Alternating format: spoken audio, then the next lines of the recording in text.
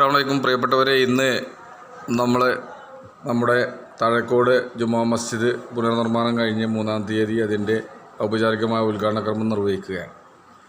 അപ്പോൾ അതിനോടനുബന്ധിച്ച് നമ്മുടെ മസ്ജിദിന് കീഴിലുള്ള കോളേജിൻ്റെ പ്രിൻസിപ്പൾ ബഹുമാന്യനായ അബ്ദുൽ അസീസ് ഫൈസി അരിപ്ര, ഏതാണ്ട് 9 വർഷത്തിലധികമായി അദ്ദേഹം നമ്മുടെ കോളേജിൽ പ്രിൻസിപ്പളായി ജോലി ചെയ്യുകയാണ്.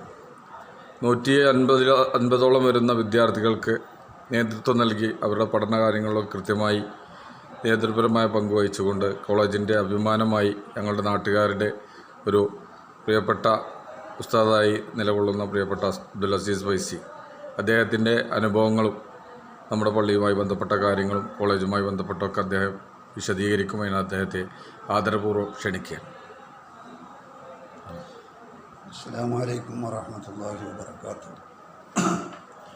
അൽഹംദുലില്ലാഹി വകഫാ വസ്സലാത്തു വസ്സലാമു അലാ റസൂലിഹിൽ മുസ്തഫ വഅലാ ആലിഹി വസ്വഹാബിഹി അല്ലദീന ഹും അഹ്ലുശ് ശുർക്കി വൽ വഫാ അമ്മാ ബഅദ്. ഏറ്റവും ബഹുമാനവും ആദരവും നിറഞ്ഞ താഴേക്കോട് മഹല്ലത്തിലെ സഹോദര സഹോദരിമാർ,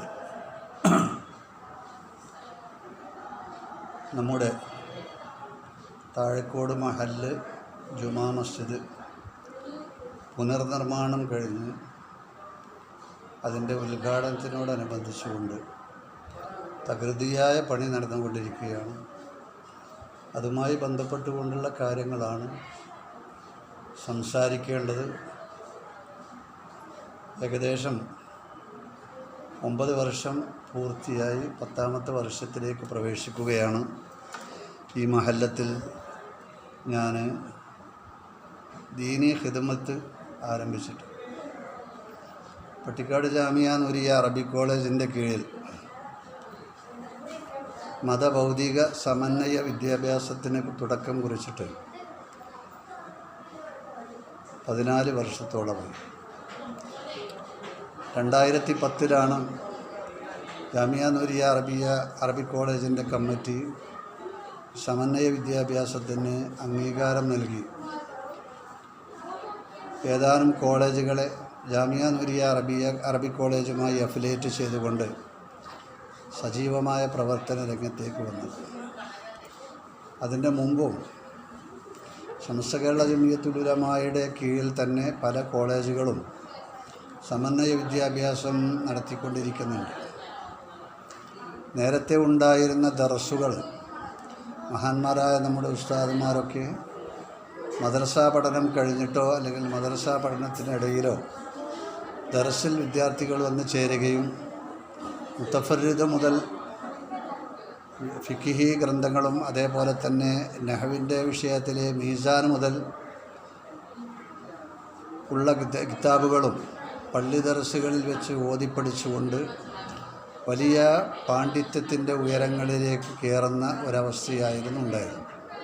പക്ഷെ കാലം മാറി വന്നപ്പോൾ നമ്മുടെയൊക്കെ മക്കൾ വലുതായി അവർ ഗൾഫിലേക്കും മറ്റ് വിദേശ രാജ്യങ്ങളിലേക്കുമൊക്കെ പോയി അവിടെയൊക്കെ ജോലി വരികയും ജോലി അന്വേഷിക്കുകയും ചെയ്യേണ്ടി വരുന്ന ഗതികേട് അവസ്ഥ വന്നപ്പോൾ ഭാഷാപരമായ പരിജ്ഞാനക്കുറവ് കൊണ്ട് പല സ്ഥലങ്ങളിലും അവർക്ക് ജോലി ലഭിക്കാതെ പോവുകയോ അല്ലെങ്കിൽ യോജിച്ച ജോലി അന്വേഷിക്കാൻ കഴിയാതെ വരികയോ ഒക്കെ ചെയ്യുന്ന ചുറ്റുപാട് നമ്മുടെയൊക്കെ ശ്രദ്ധയിൽ ഗൾഫ് ജീവിതത്തിൽ തന്നെ പെട്ടപ്പോൾ അതിനൊരു പരിഹാരം കാണണം എന്ന നിലക്ക് സമന്വയ വിദ്യാഭ്യാസത്തിനെക്കുറിച്ച് കുലങ്കഷമായി ആലോചിക്കുകയും ഗൾഫ് നിവാസികളായ ആളുകൾ തന്നെ അതിനാവശ്യമായ സഹായ സഹകരണങ്ങൾ ചെയ്യാൻ തയ്യാറാവുകയും ചെയ്തതുകൊണ്ട് ഖടമീനി റഹ്മാനിയ കോളേജ് അറബിക് കോളേജ് ആ രംഗത്ത് ആദ്യമേ മുന്നോട്ട് വന്നു. ശേഷം ബഹുമാനപ്പെട്ട കോട്ടുമല ഉസ്താദിൻ്റെ വിയോഗത്തിന് ശേഷം അദ്ദേഹത്തിൻ്റെ പ്രിയപ്പെട്ട ശിഷ്യന്മാരായ ഞങ്ങളൊക്കെ ഒരുമിച്ച് കൂടി ഓസ്ഫോജനയുടെ കീഴിൽ കാളമ്പാടിയിൽ കോട്ടുമല ഇസ്ലാമിക് കോംപ്ലക്സ് സ്മാരക ഇസ്ലാമിക് കോംപ്ലക്സ് എന്ന ഒരു സ്ഥാപനം സ്ഥാപിക്കുകയും ആ സ്ഥാപനത്തിൽ 2 വിദ്യാഭ്യാസവും ഒരേ സ്ഥാപനത്തിൽ വെച്ചുകൊണ്ട് നൽകുന്ന സംവിധാനം ഉണ്ടാക്കുകയും ചെയ്തു. 35ഓളം വർഷമായി യഥാർത്ഥത്തിൽ ആ സ്ഥാപനം പ്രവർത്തനം തുടങ്ങിയിട്ട്. അതിനേക്കാൾ 10 കൊല്ലം മുമ്പ്, അതിലേറെ വർഷങ്ങൾക്ക് മുമ്പ് കടമേരി റഹ്മാനിയ കോളേജ് ആരംഭിച്ചതാണ്. അപ്പോൾ സമന്വയ വിദ്യാഭ്യാസം യഥാർത്ഥത്തിൽ രക്ഷിതാക്കളിലൊക്കെ വലിയ ആഗ്രഹമുണ്ടാക്കുകയും അവർക്കതിനോട് കൂടുതൽ താല്പര്യമുണ്ടാവുകയും ചെയ്തതുകൊണ്ട് തന്നെ ആ രംഗത്തേക്ക് വിദ്യാർത്ഥികളെ ധാരാളമായി ലഭിക്കുന്ന ഒരു ചുറ്റുപാട് വന്നു. ഈ സന്ദർഭത്തിലാണ് ഒരു സംവിധാനം എന്ന നിലയ്ക്ക് ജാമിയ നൂരിയ അറബിക് കോളേജുമായി അഫിലിയേറ്റ് ചെയ്തുകൊണ്ട് ഈ സംവിധാനത്തിനെ മുന്നോട്ട് കൊണ്ടുപോകാൻ വേണ്ടി തീരുമാനിക്കപ്പെട്ടു. അങ്ങനെ 2010 ഞാൻ രാമപുരം അൻവാറുൽ ഹുദ അറബിക് കോളേജ് എന്നൊരു കോളേജുണ്ട്. നേരത്തെ ബഹുമാനപ്പെട്ട MT ഉസ്താദിൻ്റെ നേതൃത്വത്തിൽ ശംസുൽ ഉലമ അടക്കമുള്ള മഹാരഥന്മാരായ ഉസ്താദുമാർ തറയിട്ട് നിർമ്മാണം പൂർത്തിയാക്കിയതായിരുന്നു ആ സ്ഥാപനം. ഒരുപാട് കാലം അതിൽ ദർസ് നടക്കുകയും പിന്നീട് ദർസിന് കുട്ടികളെ കിട്ടാത്തൊരു ചുറ്റുപാട് വരികയും ചെയ്തപ്പോൾ ഞങ്ങൾ അതിൻ്റെ കമ്മിറ്റി കൂടി അബുദാബി സുന്നി സെൻറ്ററിൻ്റെ സഹായത്തോടുകൂടെ അതിനെ പുനരുജ്ജീവിപ്പിക്കാൻ തീരുമാനിച്ചു. ആ തീരുമാനത്തിൽ നമ്മുടെ ബഹുമാനപ്പെട്ട മർഹൂം കാളാവ് സയ്യിദ് അലി മുസ്ലിയാർ അടക്കമുള്ള മഹാന്മാരായ ആളുകൾ അതിൻ്റെ മുമ്പിൽ നിന്നുകൊണ്ട് തന്നെ പ്രവർത്തിക്കാൻ തയ്യാറാവുകയും അബുദാബി സുന്നി സെൻറ്റർ ആ ദൗത്യം ഏറ്റെടുക്കുകയും ചെയ്തതുകൊണ്ട് രാമപുരം അൻവാറുൽ ഹുദ കോംപ്ലക്സ് നിലവിലുള്ള കമ്മിറ്റിയും അബുദാബി സുന്നി സെൻറ്ററും സംയുക്തമായി ആ സ്ഥാപനം തുടങ്ങാൻ തീരുമാനിച്ചപ്പോൾ ആ സ്ഥാപനത്തിലെ മാനേജറായി അധ്യാപകനായി ഞാൻ നിയോഗിക്കപ്പെട്ടു. 4 പൂർണ്ണമായ കൊല്ലം അവിടെ ജോലി ചെയ്തു. അങ്ങനെ ഇരിക്കുമ്പോഴാണ് 2012 നമ്മുടെ താഴെക്കോട് മഅദനുൽ ഉലൂം അറബിക് കോളേജ് എന്നൊരു സ്ഥാപനം തുടങ്ങാൻ വേണ്ടി ചിന്തിക്കുന്നത് അല്ലെങ്കിൽ ആലോചിക്കുന്നത്. അങ്ങനെ ഇതിൻ്റെ ഉത്തരവാദപ്പെട്ട ആളുകളൊക്കെ ബഹുമാനപ്പെട്ട ഷെയ്ഖുൽ ജാമിയ അലിക്കുട്ടി ഉസ്താദിൻ്റെ അരികെ ചെല്ലുകയും ശോചനീയമായ ദർസിൻ്റെ അവസ്ഥ വിവരിക്കുകയും ദർസ് നിലനിർത്താൻ എന്താണ് മാർഗങ്ങൾ എന്നതിനെക്കുറിച്ച് ആലോചിക്കുകയും ചെയ്തപ്പോൾ ബഹുമാനപ്പെട്ട ഉസ്താദിൻ്റെ നിർദ്ദേശപ്രകാരമാണ് ഇങ്ങനെ ഇവിടെ ഒരു മദ്രസ ബഹുമാനപ്പെട്ട മർഹൂം കുഞ്ഞലി മുസ്ലിയാർ ഉണ്ടാക്കിയ സ്ഥാപനം അത് ഉണ്ടല്ലോ, ആ സ്ഥാപനത്തിൽ നിങ്ങൾ ഒരു സ്ഥാപനം തുടങ്ങണം എന്ന് നിർദ്ദേശം നൽകുകയും ചെയ്തപ്പോൾ അത് ഏത് സ്ഥാപനമാണ് ഇനി തുടങ്ങേണ്ടത് എന്നതിനെക്കുറിച്ച് ആലോചിച്ചപ്പോൾ ജാമിയ നൂരിയയോട് അഫിലിയേറ്റ് ചെയ്യപ്പെട്ട ജൂനിയർ കോളേജ് തുടങ്ങിക്കോളി എന്ന് പറഞ്ഞ് അനുവാദം കൊടുക്കുകയാണ് ചെയ്തത്. അപ്പോൾ അതിനെക്കുറിച്ച് ഒരു വിവരവും ഇല്ലാത്തവരായ ആളുകളാണ് ബഹുമാനപ്പെട്ട മുഹമ്മദ് ടിയാജി, നാസർ മാഷ്, അതുപോലെ തന്നെ ഹനീഫ, പിന്നെ അത് അംസ്വാക്ക, പിന്നെ ഖാദർ മുസ്ലിയാർ, ഇവരൊക്കെയായിരുന്നു ആ സംഘത്തിലുണ്ടായിരുന്നത്. അവരെ നേരെ ബഹുമാനപ്പെട്ട ഉസ്താദ് എൻ്റെ അരികിലേക്ക് രാമപുരത്തേക്ക് പറഞ്ഞു. 2-3 പ്രാവശ്യം അവർ രാമപുരത്ത് വന്ന് ഇങ്ങനെ കോളേജിനെക്കുറിച്ചും കോളേജിൻ്റെ സംവിധാനത്തെക്കുറിച്ചും അതിൻ്റെ നടത്തിപ്പിനെക്കുറിച്ചുമൊക്കെ പഠിക്കാൻ വേണ്ടി അവിടെ വന്നു. ആ സമയത്ത് ഞങ്ങൾക്കിങ്ങനെ ഒരു മദ്രസ ഇവിടെ ഉണ്ട്, ആ മദ്രസയുടെ പേര് കോളേജാക്കി മാറ്റാൻ നിങ്ങളെന്ത് ചെയ്യണം, അതിന് ഒരു അഡ്രസ്സ് പറഞ്ഞു തരണമെന്ന് പറഞ്ഞ് കോളേജിൻ്റെ പേര് മഅദനുൽ ഉലൂം അറബിക് കോളേജ്, കുല്ലിയത്തു മഅദനുൽ ഉലൂമിൽ അറബിയ എന്ന പേര് ഇട്ട് കൊടുത്തത് ഞാനാണ്. അതാണ് പിന്നീട് ഇവിടുന്നായി കോളേജായി രൂപാന്തരപ്പെട്ടത്. ആദ്യം തുടങ്ങുന്നത് നമ്മുടെ മദ്രസയിൽ വെച്ചുകൊണ്ട് തന്നെയാണ്. വില്ലേജ് പടിയിലുള്ള പിന്നെ മദ്രസ, അതായത് കുഞ്ഞലവി ഉസ്താദ് നിർമ്മിച്ച ദർസിൻ്റെ ഹാള്, അതിൽ വെച്ചുകൊണ്ട് തന്നെയാണ് കോളേജ് തുടങ്ങുന്നത്. 4 കൊല്ലം അവർ മുന്നോട്ട് പോയി. ഓരോ വർഷവും 15 വിദ്യാർത്ഥികളെ എടുത്ത് 4 കൊല്ലം കഴിയുമ്പോൾ 60 വിദ്യാർത്ഥികളാണ് ഇവിടെ ഉണ്ടാവേണ്ടിയിരുന്നത്. പക്ഷേ 4 കൊല്ലം കഴിഞ്ഞപ്പോഴേക്ക് ചില അധ്യാപകന്മാരുടെ ചില അനാസ്ഥ കൊണ്ടോ അവരുടെ കഴിവ് കുറവുണ്ടോ എന്ന് പറഞ്ഞുകൂടെ. അധ്യാപകന്മാരൊക്കെ കഴിവുള്ളവർ തന്നെയാണ്. പക്ഷേ എവിടെയോ ചില അനാസ്ഥകൾ സംഭവിച്ചതുകൊണ്ട് ആ കുട്ടികൾ 16 കുട്ടികളായി ശോഷിച്ചു പോയി. ഈ അവസരത്തിലാണ് ഇവർ കമ്മിറ്റിക്കാരൊക്കെ എൻ്റെ ഒരിക്കൽ വരുന്നത്. അത് നമുക്ക് നിർത്തിവെക്കാൻ പറ്റൂല, അതുകൊണ്ട് അതിനെ ഉയർത്തിക്കൊണ്ടുവരണം, അതിന് നിങ്ങൾ എന്നെ വരണം താഴെക്കോട്ടേക്ക് എന്ന് പറഞ്ഞുകൊണ്ട് വരുന്നത്. അങ്ങനെ വന്നപ്പോൾ ഞാനത് സമ്മതിച്ചു. അൽഹംദുലില്ലാ ഞാൻ വരാം. കാരണം കോളേജ് സ്ഥാപനം ഉണ്ടാക്കുകയാണല്ലോ, ദീനിൻ്റെ ഖിദ്മത്താണ്. ഒരു നാട്ടിൽ ദീനിനെ വളർത്തിക്കൊണ്ട് വരിക എന്നത് നമ്മുടെയൊക്കെ ബാധ്യതയാണ്, കടമയാണ്. എന്ന നിലയ്ക്ക് തന്നെ ഞാൻ വരാമെന്ന് ഏൽക്കുകയും അങ്ങനെ ഇവിടെ വന്ന് പിന്നെ കമ്മിറ്റിയിൽ തന്നെ കമ്മിറ്റി യോഗത്തിൽ തന്നെ ഞാൻ പങ്കെടുത്തു. ആ യോഗത്തിൽ അവർ ചർച്ച ചെയ്തു. അങ്ങനെ തീരുമാനിച്ച് ആണ് ഞാനിവിടെ എത്തിപ്പെടുന്നത്. അങ്ങനെയാണ് ഈ കോളേജിൽ ഞാൻ വരുന്നത്. ഞാൻ വന്നതിന് ശേഷം ആ വർഷത്തിൽ തന്നെ 30 കുട്ടികളെടുത്തു. 30 കുട്ടികളെ ചേർത്തുകൊണ്ടാണ് ആ കൊല്ലത്തിൽ പുതിയ ബാച്ച് ആരംഭിച്ചത്. പിന്നീടുള്ള വർഷങ്ങളിലൊക്കെ 25ഉം 30ഉം കുട്ടികളെ ചേർത്തിക്കൊണ്ടാണ് സ്ഥാപനം മുന്നോട്ട് പോയത്. പക്ഷേ സ്വാഭാവികമായി നമ്മുടെ സമൂഹത്തിൻ്റെ ഇടയിലുള്ള ഒരവസ്ഥ കുറച്ച് കാലം കഴിയുമ്പോൾ എല്ലാറ്റിനോടൊരു മടുപ്പ് വരികയാണ്.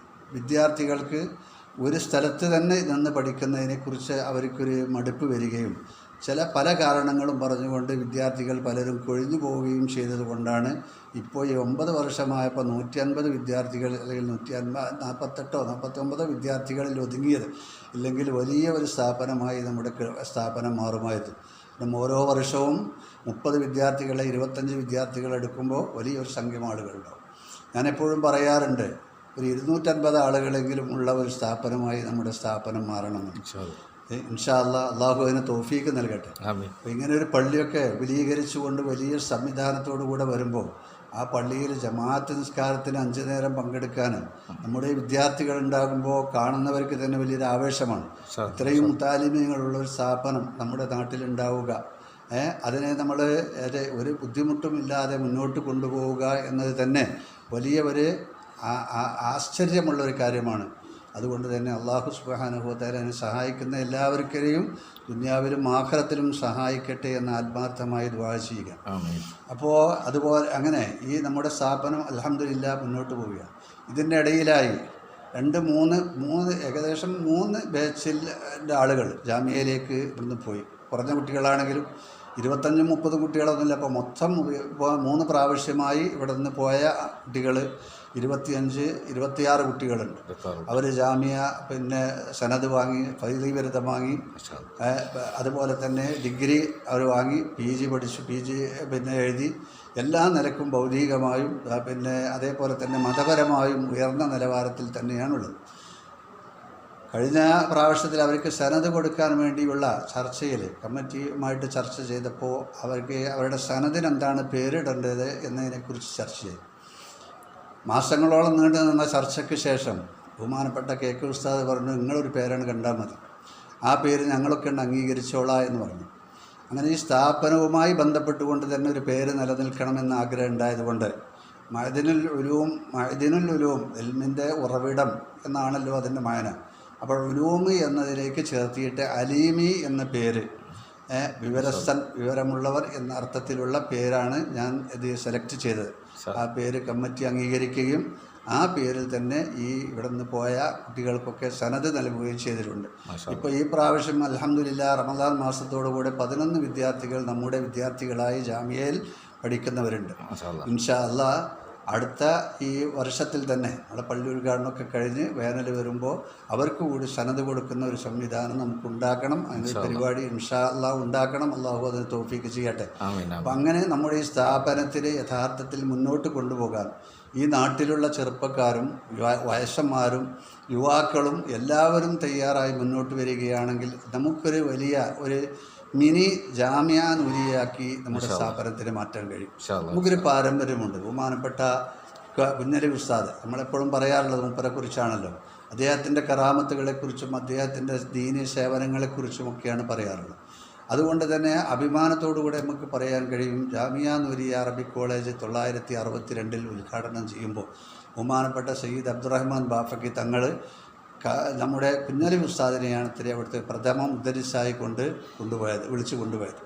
പിന്നീട് കോട്ടുമല ഉസ്താദും അതുപോലെ തന്നെ മൂന്നാമതായി ഷംസുൽ ഉലമയും വന്ന് ഈ 3 പ്രഗത്ഭരായ പണ്ഡിതന്മാരായിരുന്നു ജാമിയ നൂരിയയുടെ തുടക്കത്തിൽ അവിടെ ഉണ്ടായിരുന്ന വലിയ മഹാന്മാരായ പണ്ഡിതന്മാർ.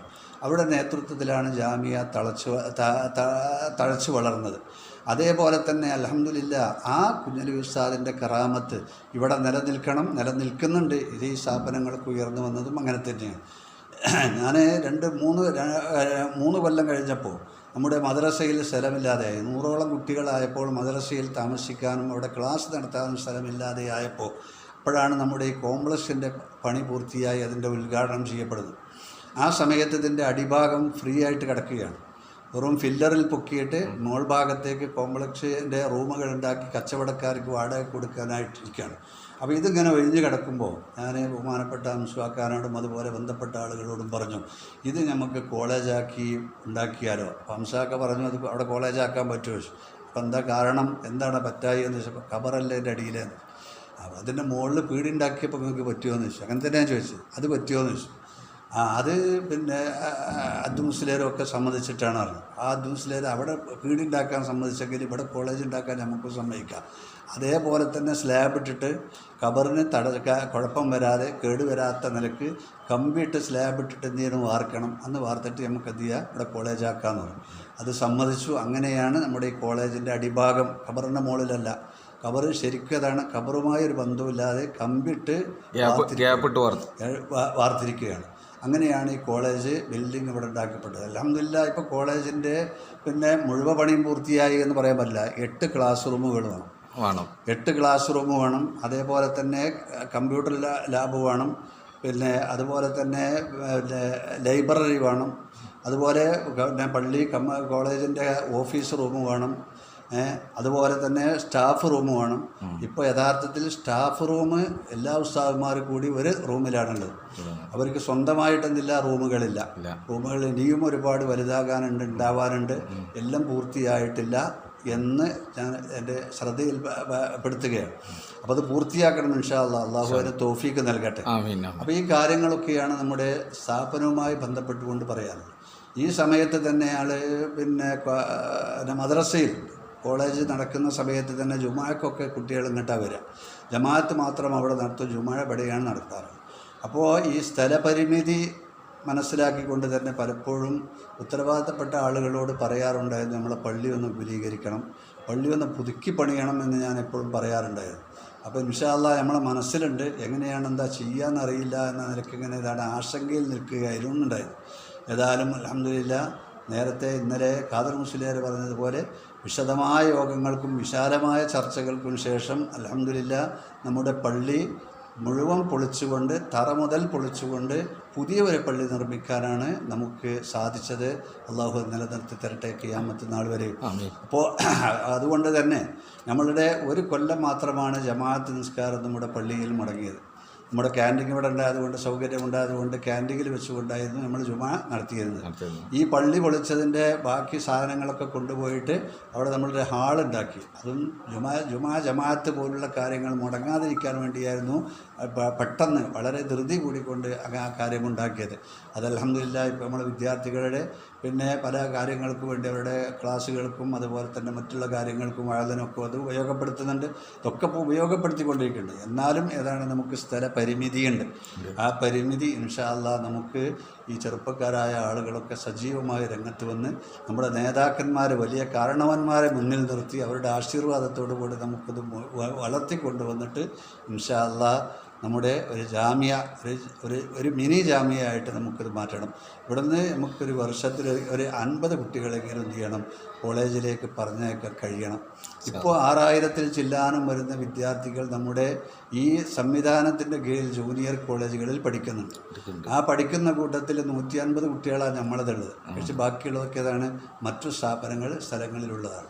അവരൊക്കെ ദീനിന് വേണ്ടി, ദീനിൻ്റെ വളർച്ചയ്ക്ക് വേണ്ടി ഒരുപാട് പണം ചെലവാക്കുന്ന, ഒരുപാട് സമയം ചെലവാക്കുന്ന ആളുകളാണ്. നമ്മുടെ സ്ഥാപനവും അതേപോലെ തന്നെ ഇൻഷാ അല്ലാഹ് അതിൻ്റെയൊക്കെ മുൻപന്തിയിലായിരിക്കണം. ഇവിടെ എന്താ പിന്നെ വലിയ വിശാലമായ ലൈബ്രറി നമ്മൾ ഉണ്ടാക്കിയിട്ടുണ്ട്. പക്ഷേ എന്നാലും ലൈബ്രറിയിൽ എന്തെല്ലാം പുസ്തകങ്ങളും കിതാബുകളും കുറവാണ്. അതുകൊണ്ട് തന്നെ ഈ പരിമിതി കാരണമായിട്ട് നമ്മുടെ പിന്നെ ജൂനിയർ കോളേജിനെ നമ്മൾ കാറ്റഗറിയാക്കി തിരിച്ചിരിക്കുന്ന ABCD എന്ന കാറ്റഗറിയാണ്.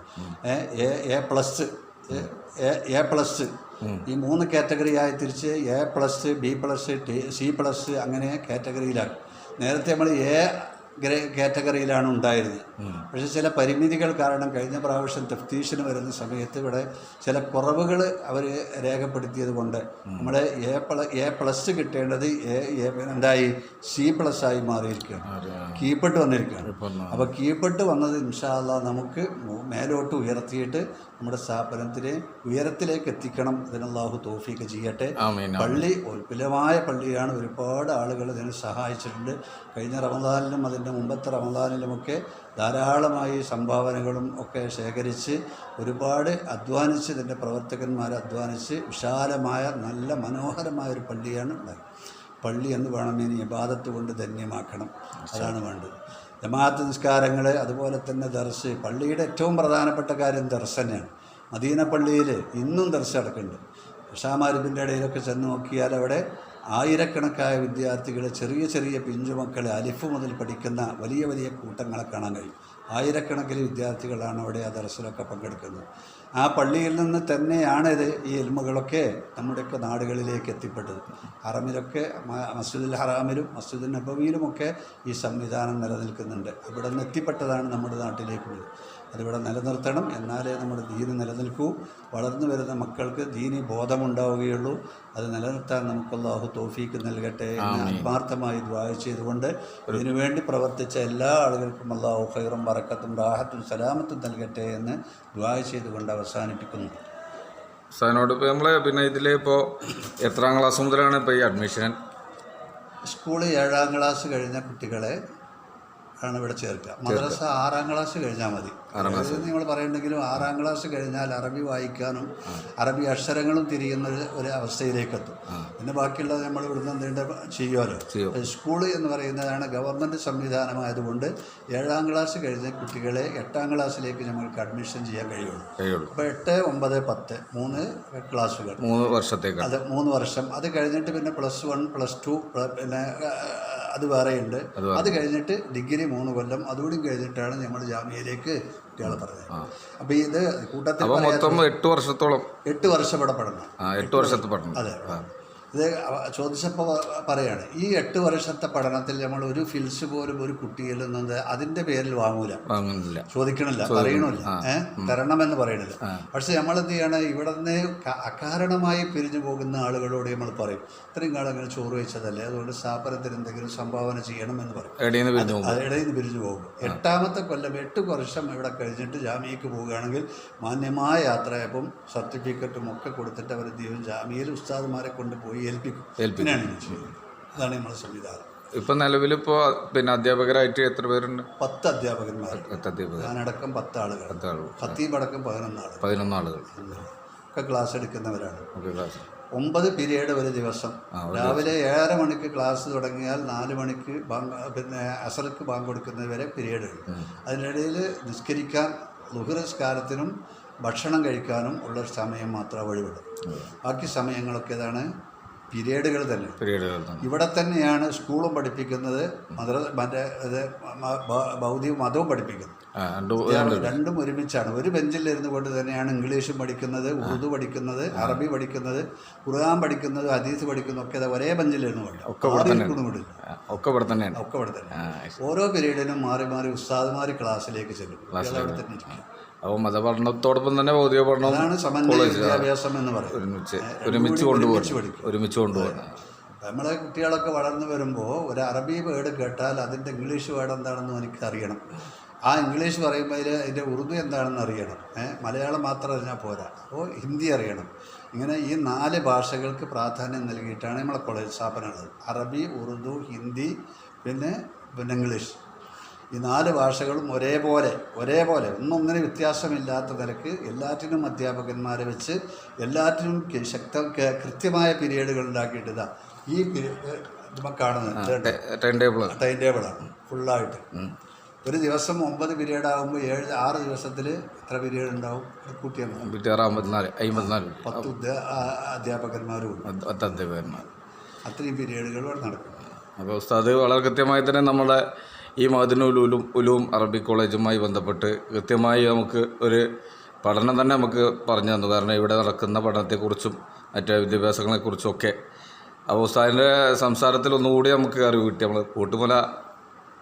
ഉസ്താദിൻ്റെ ശിഷ്യൻ കൂടിയാണ് എന്ന് ഒന്നുമില്ല. കൂട്ടുമല ഉസ്താദ് കെ കെ ഉസ്താദ്, EK ഉസ്താദ്, ഷംസുലുലമ EK ഉസ്താദ്, MT അബ്ദുള്ള മുസ്ലിയാർ, കൂട്ടുമല മൈദീൻകുട്ടി മുസ്ലിയാർ, ഇവരൊക്കെയാണ് ജാമിയയിലുള്ള എൻ്റെ ഉസ്താദന്മാർ. എൻ്റെ പള്ളി ദർസിലുള്ള ഉസ്താദ് അരിപ്ര മണ്ണാറക്കാട് മുദരിസായി ഒരുപാട് കാലം ദർസ് നടത്തിയ നമ്മളെ അരിപ്ര മൊയ്തീൻ ഹാജി എന്ന് പറയും, എൻ്റെ ഉപ്പാൻ്റെയൊക്കെ ഉസ്താദ്. അദ്ദേഹത്തിൻ്റെ മകനാണ് സയ്യിദ് മുസ്ലിയാർ, മുഹമ്മദ് സയ്യിദ് മുസ്ലിയാർ. അദ്ദേഹത്തിൻ്റെ ശിഷ്യനാണ് ഞാൻ. മങ്കട പള്ളിപ്പുറത്ത് നിന്നാണ് അദ്ദേഹത്തിൻ്റെ വീട്ടിൽ ഞാൻ ഓതിയത്. വേറെ ഒരു ദർസിലും ഞാൻ ഓതിയിട്ടില്ല, അവിടെ മാത്രമേ ഓതിയിട്ടുള്ളൂ. അവിടുന്ന് ജാമ്യയിലേക്ക് ഉസ്താദ് പറഞ്ഞയച്ചു, അങ്ങനെ ജാമ്യയിൽ പോകും. അങ്ങനെ അപ്പോൾ ഏതായാലും ഉസ്താദ് വളരെ കൃത്യമായി തന്നെ കാര്യങ്ങളൊക്കെ ഇവിടെ ധരിപ്പിച്ചു. അപ്പോൾ നമ്മുടെ താഴേക്കോടിൻ്റെ അഭിമാനമായി ഈ കോളേജ് നിലനിൽക്കുകയാണ്. അപ്പോൾ അതിൻ്റെയൊക്കെ ഗുണം നാട്ടുകാർക്കും മറ്റ് എല്ലാവർക്കും ലഭിക്കട്ടെ. അതോടൊപ്പം തന്നെ അതിലേക്ക് സഹായിച്ചവർക്കും സഹകരിച്ചവർക്ക് അള്ളാഹു അർഹമായ പ്രതിഫലം നൽകട്ടെ. ആമീൻ ദുആ ചെയ്യണം. അതോടൊപ്പം തന്നെ നമ്മുടെ 3-ാം തീയതി നടക്കുന്ന നമ്മുടെ അതോടൊപ്പം തന്നെ നമ്മൾ വിദ്യാർത്ഥികൾ ഇവിടെ എല്ലാ ദിവസവും സുബഹി നിസ്കാരം കഴിഞ്ഞാൽ ഈ അബ്ദുള്ള തങ്ങളുപ്പാൻ്റെ ഖബറ് മക്കാമ് സിയാറത്ത് ചെയ്തിട്ട് കോളേജിലേക്ക് കിടക്കാറുണ്ട് ദിവസവും, എല്ലാ ദിവസവും. അതേപോലെ തന്നെ രാത്രി ഇശാ നിസ്കാരത്തിന് ശേഷം അദ്ദാദ് ചൊല്ലി ഇവിടെ സഹായിക്കുന്ന എല്ലാ ആളുകൾക്ക് വേണ്ടിയും പ്രത്യേകമായി ദുആ ചെയ്യാറുണ്ട്, പ്രത്യേകം ദുആ ചെയ്യാറുണ്ട്. അതോടൊപ്പം തന്നെ നമ്മളെ ഈ സ്ഥാപനത്തിൽ നാട്ടിലുള്ള എല്ലാ ആൾക്കും, നാട്ടിലെ എല്ലാ മുഅ്മിനീങ്ങൾക്കും മുസ്ലിമീങ്ങൾക്കും പ്രത്യേകമായി ദുആ ചെയ്തിട്ടാണ് നമ്മളെ വിദ്യാർത്ഥികൾ സ്ഥാപനത്തിലേക്ക് ക്ലാസ്സിൽ പങ്കെടുക്കാൻ വരാറുള്ളത്.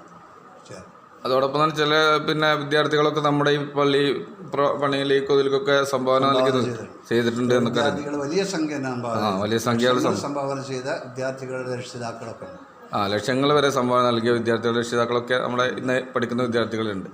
അപ്പോൾ ഏതായാലും വളരെ കൃത്യമായി തന്നെ ഇന്ന് നമ്മുടെ ചർച്ചയിൽ ഉസ്താദ് നമ്മുടെ കോളേജിൻ്റെ പ്രിൻസിപ്പൾ അബ്ദുൽ അസീസ് ഫൈസി കൃത്യമായി തന്നെ എല്ലാം പ്രതിപാദിച്ചിട്ടുണ്ട് എന്ന് നമ്മുടെ ചർച്ചയിൽ നിന്ന് മനസ്സിലായി. ഏതായാലും 3-ാം തീയതി നടക്കുന്ന നമ്മുടെ അഭിമാനത്തിൻ്റെ ഒരു അഭിമാന സൗധം എന്നുള്ള നിലക്ക് തന്നെ നടക്കുന്ന നമ്മുടെ പള്ളിയുടെ ഔപചാരികമായ ഉദ്ഘാടന കർമ്മത്തിലും അതോടൊപ്പം തന്നെ 1-ാം തീയതി 2-ാം തീയതി നടക്കുന്ന പ്രോഗ്രാമുകളിലൊക്കെ സജീവ സാന്നിധ്യം താഴേക്കോടിൻ്റെ അഭിമാനമായി നിലനിൽക്കുന്ന ഈ ഒരു സ്ഥാപനത്തിൽ എല്ലാവരും ആ പരിപാടി സംബന്ധിക്കണമെന്ന് കൂടി സമയത്ത് ഉണർത്തുകയാണ്.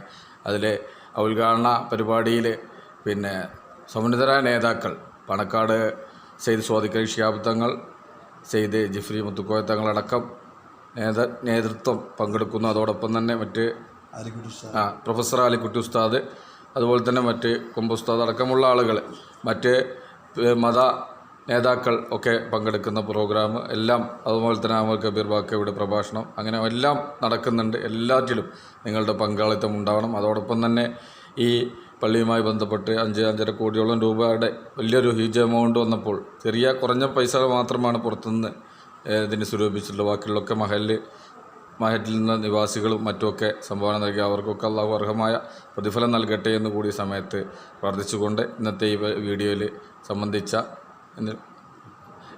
പ്രിയപ്പെട്ട ഉസ്താദിന് ഹൃദയംഗമായ നന്ദിയും കടപ്പാടും ഈ മഹലിൻ്റെ ഒരു നിവാസി എന്നുള്ള നിലക്ക് അറിയിച്ചുകൊണ്ട് ഈ വീഡിയോ ശ്രവിക്കുന്ന എല്ലാവരും നമ്മുടെ പരിപാടിയിൽ പങ്കെടുക്കണം. അതോടൊപ്പം തന്നെ നമ്മുടെ കോളേജിൻ്റെ ഉസ്താദ് പറഞ്ഞ കാര്യങ്ങളിലൊക്കെ നിങ്ങളുടെയൊക്കെ അകമഴിഞ്ഞ പിന്തുണയും സഹായവും സഹകരണവും ഒക്കെ ഉണ്ടാവണമെന്ന് കൂടി സമയത്ത് കൊടുത്തിക്കൊണ്ട് നിർത്തുന്നു.